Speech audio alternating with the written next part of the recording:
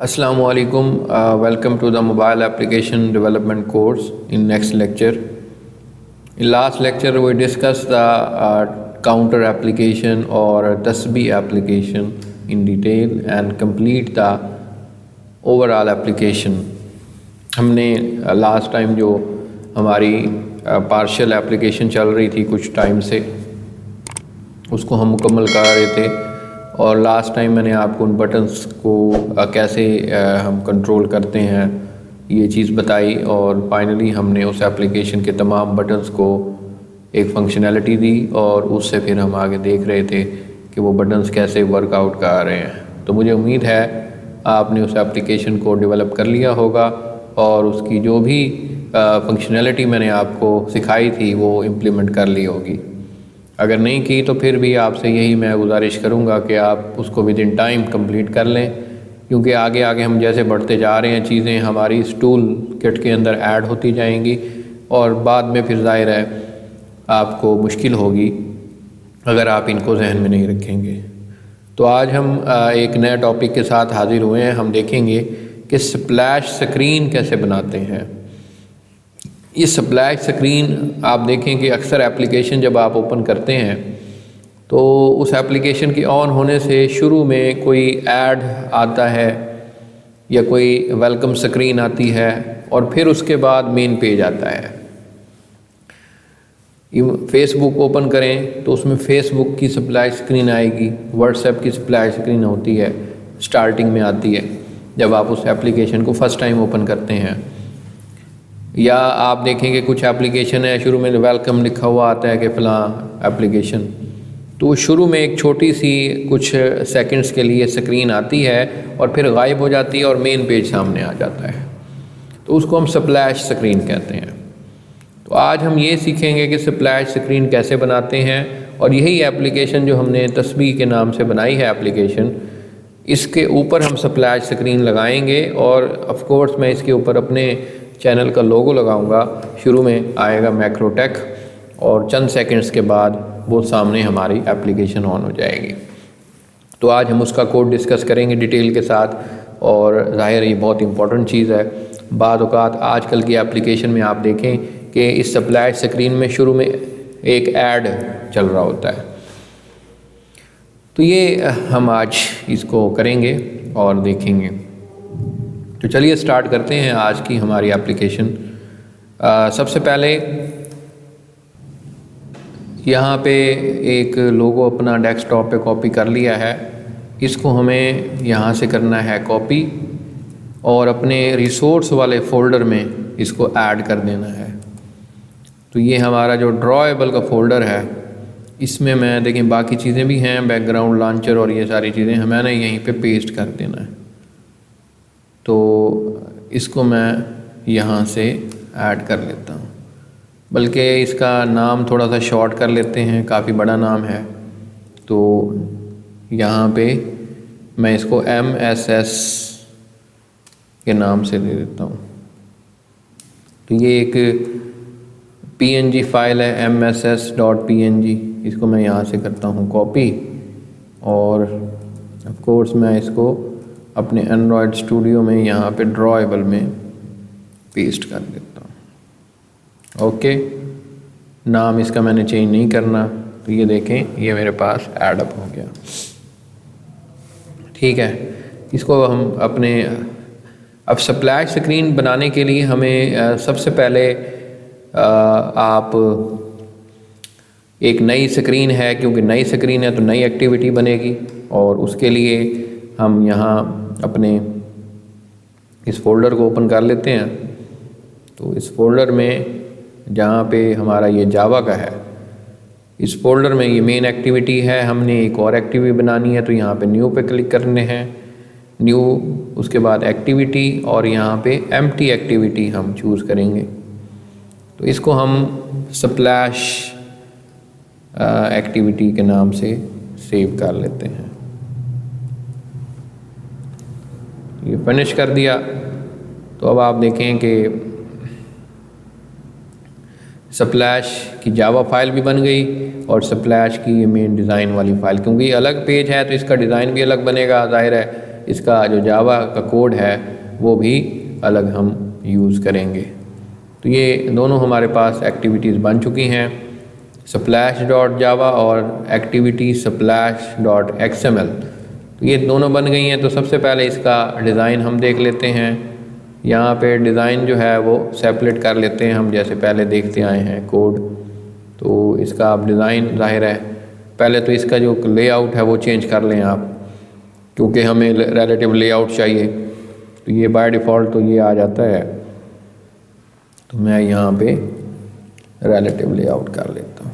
तो relative layout आ गया और अब मैं ज़ाहिर है इसके अंदर जो इमेज है वो लगाना चाहता हूँ इस एक्टिविटी में। तो इसके लिए जो टैग इस्तेमाल होता है वो इमेज व्यू का टैग इस्तेमाल होता है।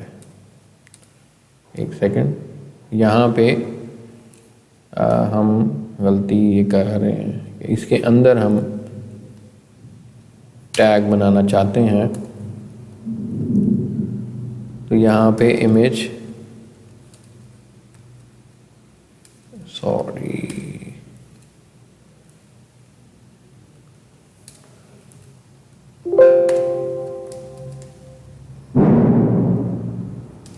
सॉरी ये ओपन टैग करना है मैंने, इमेज व्यू का टैग। ये देखें ये आ गया। इसको हम अब इसको रैप कंटेंट कर लेते हैं, रैप कंटेंट, और नीचे भी रैप कंटेंट, सही है। और इसके अंदर अब हम इमेज सेट करेंगे अपना android.src की, क्योंकि सोर्स फाइल है। इसको मैंने अब यहाँ पे आप नाम खुद दें, @ ड्रॉएबल में ये देखें ये खुद ब खुद आया। ड्रॉएबल के फोल्डर में मेरा इमेज पड़ा हुआ है, .mss के नाम से मैंने रखा था। तो ये अब आपके सामने आ गया लोगो। इसको हम सेंटर में कर लेते हैं। ऑफ कोर्स आपको याद होगा हमने ये पहले किया हुआ है। लेआउट,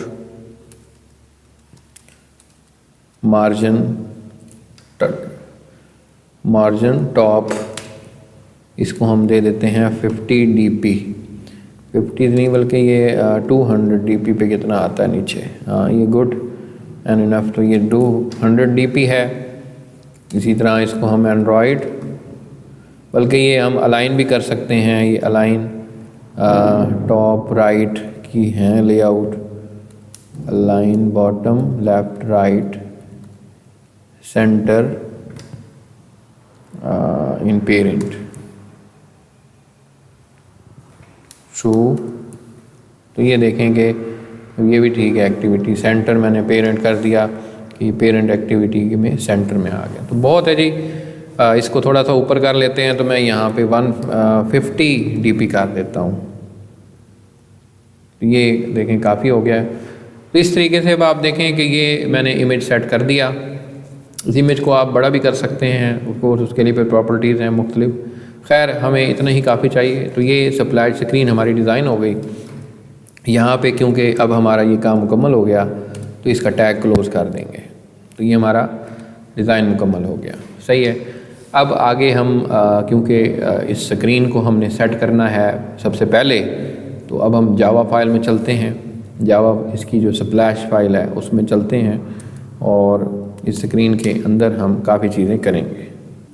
यहाँ पे अब हम एक क्लास इस्तेमाल करने लगे हैं, थ्रेड आपने पढ़े होंगे, ऑपरेटिंग सिस्टम में हमने पढ़े थे, बल्कि थ्रेड की क्लास बना रहे हैं।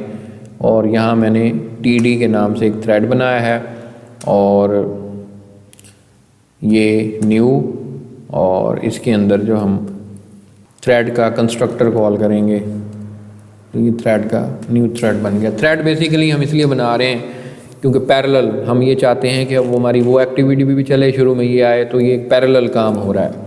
थ्रेड्स के बारे में हम बहुत डिटेल से ऑपरेटिंग सिस्टम के कोर्स में पढ़ चुके हैं, तो अब आप उनको एक्चुअली तौर पे, क्योंकि पैरेलल एक्टिविटी करने के लिए हमें थ्रेड्स का इस्तेमाल करना पड़ता है। तो ये हमने थ्रेड क्लास का एक ऑब्जेक्ट बनाया है TD, और उसका डिफ़ॉल्ट कंस्ट्रक्टर कॉल किया है। तो ये अब सारी ऑब्जेक्ट ओरिएंटेड जावा अब आपके सामने आ रही है।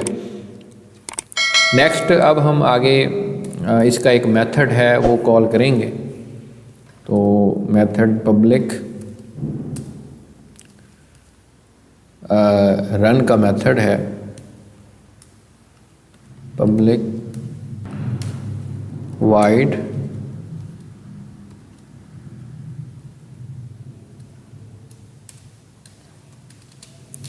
तो ये इसका पब्लिक वाइड रन का मेथड है, हम ये यूज़ कर रहे हैं। इसको भी हम यहाँ से एप्लीकेशन, क्योंकि इस क्लास के अंदर हमने ये एक्टिविटी करनी है, तो एक सेकंड यहाँ से अब इसके अंदर जो है वो मैं ये काम करने लगा हूँ। ये ब्रैकेट्स का आपने ख्याल रखना है कि एक सेकंड में इसको दोबारा से बना देता हूँ आपके सामने, ताकि ये ब्रैकेट्स का जो यूज़ है वो हम देख सकें। तो मैं यहाँ से ये इसके अंदर बनाऊँगा पब्लिक वाइड रन का मेथड। तो ये अब सही हो गया है। ये इसमें सेमीकोलन की मिस्टेक हो रही है, ये हम ख़त्म कर देते हैं तो ये एरर ख़त्म हो गया। अब इसके अंदर हम जो चीज़ ऐड अप करेंगे वो बेसिकली हमारे पास ट्राई कैच ब्लॉक के अंदर आपको पता होगा कि हम एक्सेप्शन हैंडलिंग पहले C++ या ऑब्जेक्ट ओरिएंटेड प्रोग्रामिंग में हमारा जो ऑब्जेक्ट ओरिएंटेड का कोर्स है उसमें पढ़ चुके हैं कि जहाँ पे तमाम काम जहाँ पे एरर आने के चांसेस हों वो हम एक्सेप्शन हैंडलिंग के ज़रिए करते हैं। तो मैं यहाँ पे ट्राई ब्लॉक जो है वो स्टार्ट कर देता हूँ और ये 2 ब्रैकेट्स ऐड हो गई हैं। इसको मुझे नहीं चाहिए, एक ही ब्रैकेट चाहिए। ये ब्रैकेट्स का आपने लिहाज रखना है। तो ये मैं दोबारा आपके सामने इसको करता हूँ ऐड। यहाँ पे लिखा मैंने ट्राई और ठीक है। उसके बाद मैं यहाँ पे कैच का ब्लॉक भी बना लेता हूँ,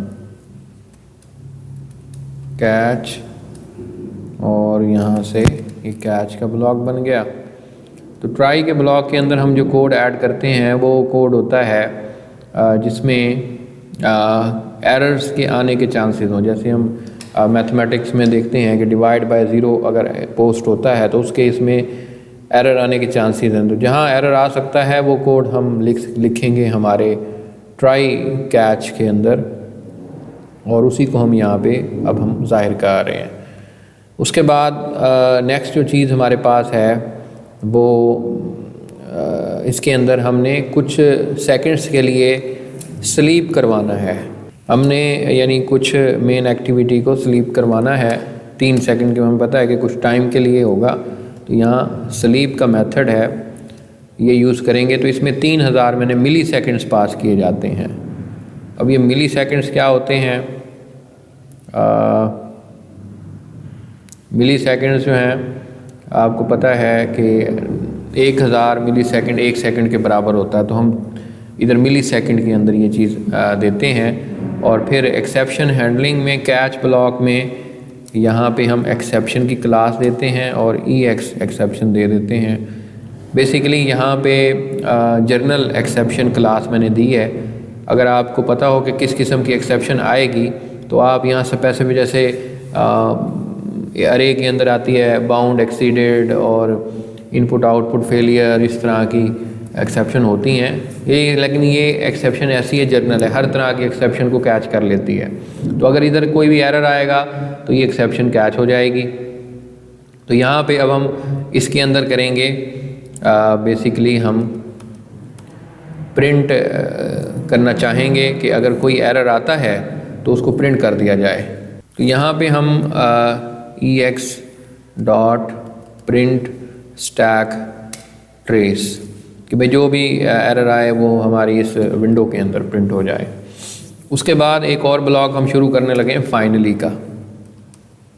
फाइनली का हमने ब्लॉक शुरू किया और ये वो ब्लॉक होता है कि इसने आखिर में चलना होता है। यानी अगर फर्ज करें ये वाला ब्लॉक चलेगा तो फाइनली अब ये आखिर में चलना ही चलना होता है। तो अब हम इस ब्लॉक के अंदर कोड ऐड करेंगे।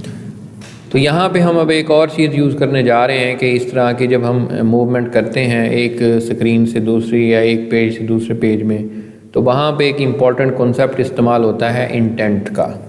अब ये इंटेंट का टॉपिक है, उसको मैं प्रैक्टिकली ही यहाँ पे आपको समझा रहा हूँ। इंटेंट्स बेसिकली एंड्रॉयड में एक स्क्रीन से दूसरी स्क्रीन यानी एक पेज से दूसरे पेज पे मूव करने के लिए इस्तेमाल होते हैं। तो मैं यहाँ इंटेंट की क्लास इस्तेमाल कर रहा हूँ, IT is equal to new, और यहाँ पे इंटेंट का कंस्ट्रक्टर मैंने इस्तेमाल कर लिया।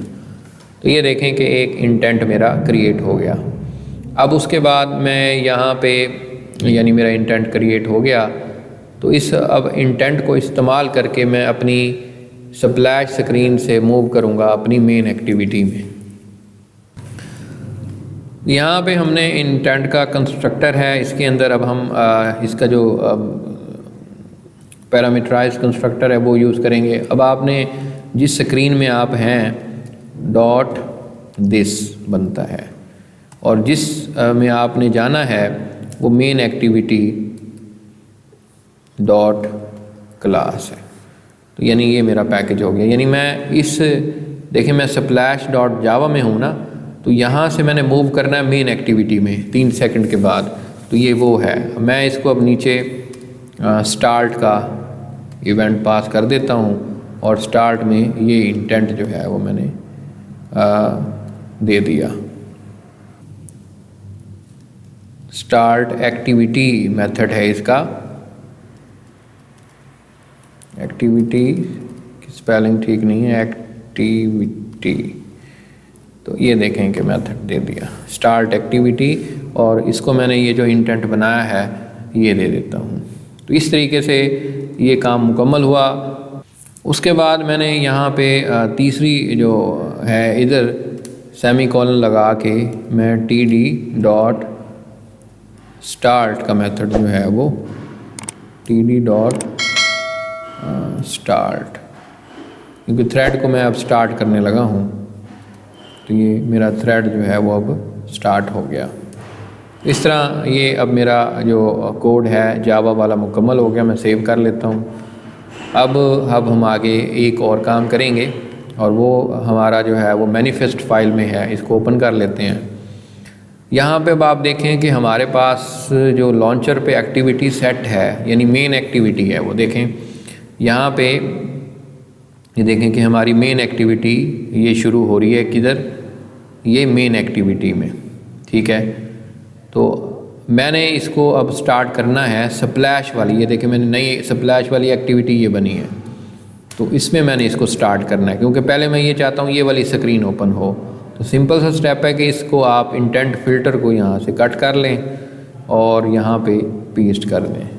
तो अब पहले स्प्लैश स्क्रीन चलेगी, और 3 सेकंड के डिले के बाद जो है वो हमारी मेन एप्लीकेशन चलेगी। तो इसके साथ हमारा ये मुकम्मल हुआ कोड। अब कोर्स एनिमेशन आपका ऑन है, तो इसको हम स्टार्ट कर लेते हैं। तो ये अब आपके सामने एप्लीकेशन ऑन होगी। ये देखें हमारी स्प्लैश स्क्रीन आई, और 3 सेकंड के बाद ये हमारी एप्लीकेशन ऑन हो गई।